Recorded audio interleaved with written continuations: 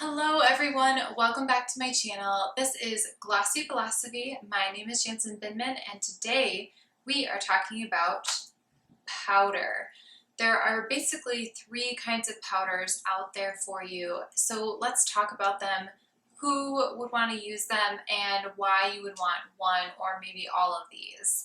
So the first one we're going to talk about is a powder foundation. Now a powder foundation is going to act like your foundation. It is going to be your base. The great thing about a powder foundation is that it is powder. You are going to be able to take this with you wherever you go, and the worst thing that's going to happen is that it could shatter if you shake it about too much or if it gets hit in your purse with something heavy. So a powder foundation usually comes in a compact and it will come with some type of applicator. Couple things to think about with this. The applicator. Make sure you are cleaning this on a regular basis if this is your applicator. Make sure you get some extras, and again, please clean it just like you would a makeup brush because that is touching your skin at least once a day, if not more. And let's also talk about who a powder foundation is good for. So a powder foundation is going to be really good for people who have more oily skin or feel like they need a little bit more coverage from their liquid foundation. Now, I say this with a caveat.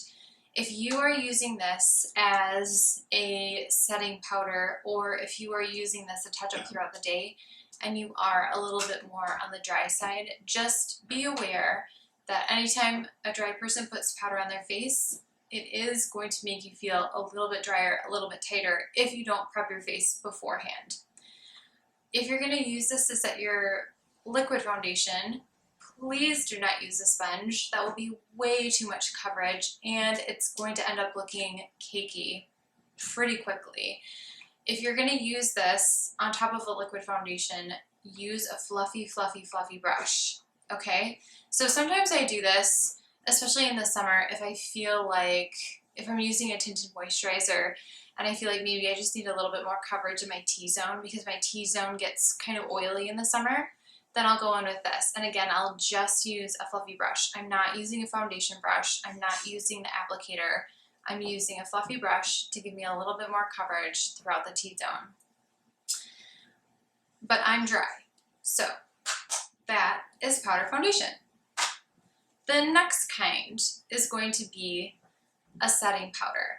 Now, setting powder is something that you use at the very end of your application. If you saw last week the beauty video, I did a full face of makeup and I used a setting powder at the end. Now, there are lots and lots and lots of different kinds of setting powders. There are setting powders that help control shine. There are setting powders that give you a little bit of a glow. There are setting powders like this one that have a tint to it. Now, this is Bobbi Brown's Pale Yellow Sheer Finish Pressed Powder. The great thing about this is that a yellow is going to take down any redness that you have going on in the face. So again, especially in the summer, because we're out in the sun, even though we are wearing our sunscreen, please, you might get a little bit red, maybe on your cheeks, maybe on your chin, on your nose, any of those places. So using a little bit of a yellow powder can be a really great thing. It also does a great job of brightening up underneath the eyes. This yellow powder, I feel like you can just layer and layer and layer throughout the day and it doesn't look like you've put on a crazy amount of powder. It also just photographs so beautifully. So if you were in a wedding this summer, if you are having family photos done, if you are having maybe photos for your work, a yellow powder can be a really great option. Again, it's going to minimize redness and it's also going to brighten underneath the eyes. So a yellow powder is a great, great option. The third and final powder that we are going to talk about is kind of in between. It's a finishing powder that has a tint to it. It's not yellow, it's not pink, it's not glowy. I mean, it can be glowy, but that's not really its main purpose. And we are talking about, this has definitely been well loved, but this is from Charlotte Tilbury, and this is her Airbrush Flawless Finish Powder. These kind of powders are super sheer. So again, they're not really going to add that much coverage. You want to use it with a fluffier brush, but it does have a little bit of pigment. So who are these powders really great for? They're kind of great for everybody. The nice thing about these is that you can take them with you wherever you go if you feel like you need to touch up throughout the day, and maybe you do want a little extra coverage. Then something like this would be excellent.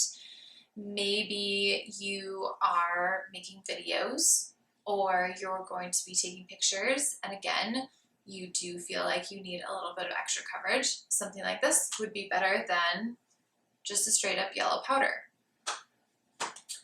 The other great thing about this is that because it does have a little bit of a tint, as long as you get the correct color for yourself, then it is going to work really nicely with your foundation, and it's just going to blend everything together. Maybe you went overboard on your blush and your bronzer, your contour, something like that.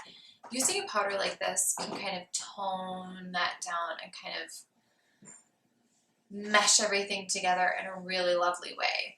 Again, with all of these powders, I would really recommend starting with a lighter application unless you are using the powder foundation as your foundation. But if you start with less, you can always build up. It's really hard to take a powdery look away. So those are the 3 kinds of powders that you can use in your makeup and beauty routines. I hope this video was helpful. Every Friday I'm posting a beauty video, and every Wednesday I post a fashion video. If this was at all helpful, please make sure that you are subscribed, and please make sure that you are hitting that like button. And I will see you again very soon. Bye!